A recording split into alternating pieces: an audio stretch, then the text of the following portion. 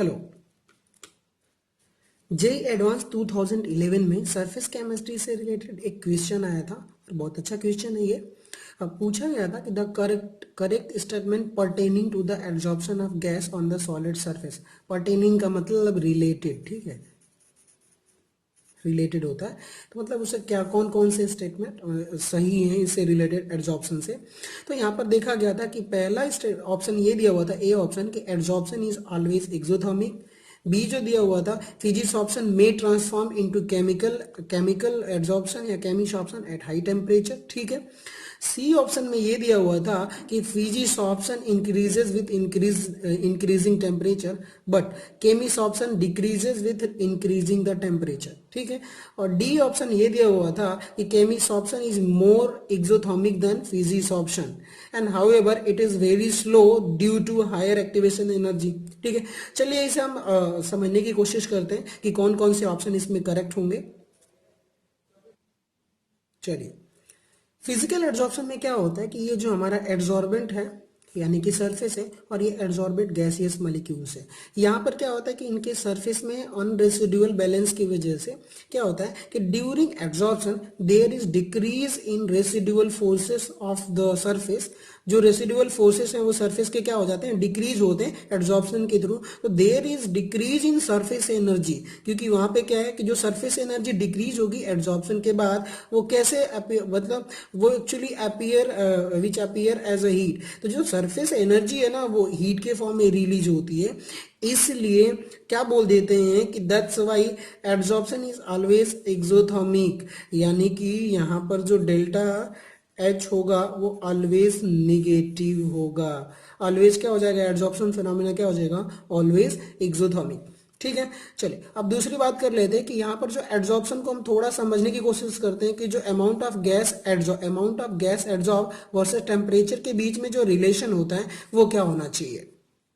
तो देखिए अब यहाँ पे क्या हुआ कि हम जैसे हमें ये ग्राफ मिलता है एक्सपेरिमेंटली कि जैसे जैसे हम टेम्परेचर बढ़ाते हैं तो हमारा अमाउंट ऑफ एड्जॉर्प्शन गैस क्या होता रहता है, डिक्रीज होता रहता है। क्योंकि यहाँ पे जो फोर्सेस हैं ये कौन सा फोर्स लगता है इनके बीच में, वंडरवॉल वीक फोर्स है, ठीक है। वॉन्डरवॉल फोर्स लगता है जो वीक फोर्स है। तो जैसे जैसे हम टेम्परेचर बढ़ाते रहते हैं तो क्या हो जाता है, ये वीक फोर्स है, इसे ब्रेक करने के लिए बहुत कम एनर्जी चाहिए। तो जो टेम्परेचर हम हीट के फॉर्म में सप्लाई करते हैं वो इसके सरफेस को, बॉन्ड को क्या कर देता है, ब्रेक कर देता है। और जो हमारी एड्जॉर्बेट मॉलिक्यूल्स है वो फिर वापस रिटर्न मतलब डीसॉर्ब्स हो जाता है, ठीक है। तो इसलिए ये ग्राफ क्या है कि टेम्परेचर बढ़ाने पर, ठीक है, टेम्परेचर बढ़ाने पर एड्जॉर्प्शन अमाउंट क्या हो जाता है, घट जाता है, ठीक।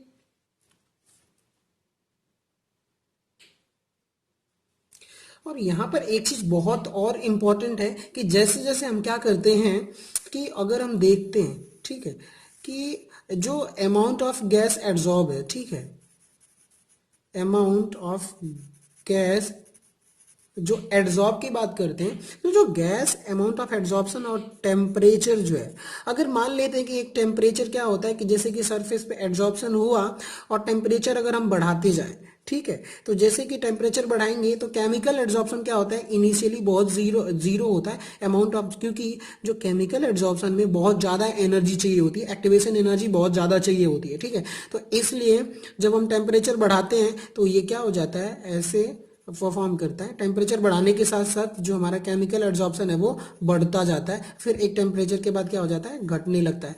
यानी कि जो केमिकल एड्जॉर्प्शन होगा, ठीक है, केमिसॉर्प्शन बोल सकते हैं, केमिसॉर्प्शन जो है प्रोपोर्शनल टू क्या हो जाएगा, टेम्परेचर हो जाएगा, ठीक है।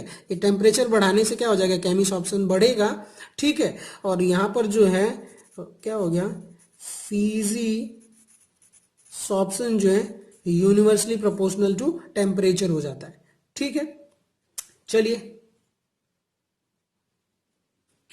ओके, इसलिए अगर हम इन दोनों की एड्जॉर्प्शन हीट की बात करते हैं, ठीक है, हीट ऑफ एड्जॉर्प्शन की बात करते हैं तो यहाँ पे क्या हो जाएगा, केमिकल एड्जॉर्प्शन में, समझ में आ गई बात, जो केमिकल एड्जॉर्प्शन में यहाँ पे क्या हो जाएगा कि जो एनर्जी रिलीज होगी, समझ में आ गई बात, केमिकल एड्जॉर्प्शन में जो एनर्जी रिलीज होगी वो बहुत ज्यादा होगी, क्योंकि ये ठीक है, क्योंकि ये बहुत ज्यादा स्टेबल होगा, ठीक है, एनर्जी ज्यादा रिलीज होगी, स्टेबल होगा। और यहाँ पे फिजिकल एड्जॉर्प्शन में क्या है कि इसकी जो हीट ऑफ एंथैल्पी जो है, हीट ऑफ एड्जॉर्प्शन बहुत कम होता है, इसलिए बहुत कम एनर्जी रिलीज करेगा। ठीक है, अब हम समझने की कोशिश करते हैं कि जो हमारे क्वेश्चन में ये दिया हुआ था कि ऑप्शन जो दिए हुए थे वो क्या क्या ऑप्शन दिए हुए थे, वो ये देखते हैं एक बार कि यहाँ पे जो ऑप्शन दिया हुआ था फर्स्ट ऑप्शन कि फर्स्ट ऑप्शन ये दिया हुआ था कि adsorption is always exothermic. Yes, क्या, क्योंकि यहाँ पे जो सरफेस एनर्जी है वो हीट के फॉर्म में अपीयर होती है, तो पहला ऑप्शन तो करेक्ट हो गया। ठीक है, बी ऑप्शन क्या है कि दिया फिजिक्स ऑप्शन में transform into Cummins option at high temperature. शुरू में क्या होगा कि जैसे ही टेम्परेचर कम होगा तो हमारा क्या होगा, फिजिकल एड्जॉर्प्शन होगा, लेकिन जैसे ही हम टेम्परेचर इंक्रीज करेंगे तो क्या हो जाएगा कि सरफेस मॉलिक्यूल्स और गैस के बीच में क्या हो जाएगा कि रिएक्शन होगी और वो क्या बनाएगा, फॉर्म करेगा, केमिकल एड्जॉर्प्शन होगा, यानी कि हाई टेम्परेचर पर। तो ये क्या बोलता है कि पहले तो फिजिक्स ऑप्शन होगा और टेम्परेचर बढ़ाएंगे तो क्या हो जाएगा, ये केमिकल एड्जॉर्प्शन भी पॉसिबल है। इसलिए हमारा क्या बोल रहा है कि फिजिक्स ऑप्शंस में transform into chemical adsorption at high temperature, यानी कि ये भी सही है।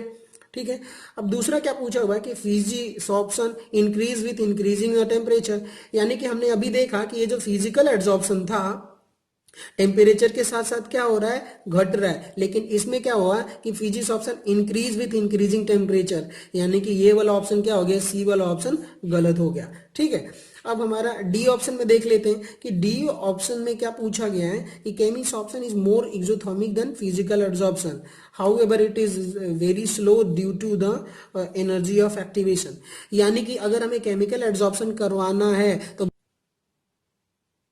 चलिए हम डी ऑप्शन की बात करते हैं। डी ऑप्शन में ये दिया हुआ कि chemisorption is more exothermic than physical adsorption, however it the very slow due to the energy of activation. हाँ, तो जब हम फिजिकल एड्जॉर्प्शन की बात करते हैं तो उसमें क्या होता है कि weak van der Waals force लगता है, जिसे ब्रेक करने के लिए भी बहुत कम एनर्जी चाहिए होती है, इसलिए उसका जो एक्सोथर्मिक टेम्परेचर है, जो हीट है वो बहुत कम होता है।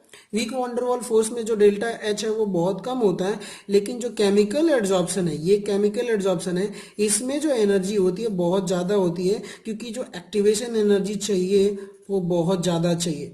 ठीक है, और एक केमिकल बॉन्ड को ब्रेक करने के लिए बहुत ज्यादा एनर्जी चाहिए, इवन फिजिकल वंडरवॉल फोर्स को ब्रेक करने के लिए बहुत कम एनर्जी चाहिए, और इसलिए ये बहुत स्लो प्रोसेस होता है। केमिकल जो एड्जॉर्प्शन है, एक्चुअली केमिक्स ऑप्शन जो है वो मोर एक्सोथर्मिक देन फिजिकल एड्जॉर्प्शन, क्योंकि ये बहुत ज्यादा एनर्जी रिलीज करता है, स्ट्रॉन्ग बॉन्ड बनाता है, और ये weak van der Waals force होता है। और however it is very slow due to higher energy of activation, और ये जो केमिकल एड्जॉर्प्शन है थोड़ा स्लो प्रोसेस होता है, क्योंकि एनर्जी रिक्वायर होती है, बहुत high amount of energy require होती है, और ये स्लो प्रोसेस होता है। ठीक है, इसलिए हमारा यहाँ पर जो है डी ऑप्शन भी सही है। और ये इस क्वेश्चन का अगर हम देखें तो टोटल आंसर जो है कौन कौन से सही है, ए, बी और डी आंसर करेक्ट है। हाँ, ये बहुत अच्छा क्वेश्चन पूछा था 2011 जेईई एडवांस में। Thank you for watching.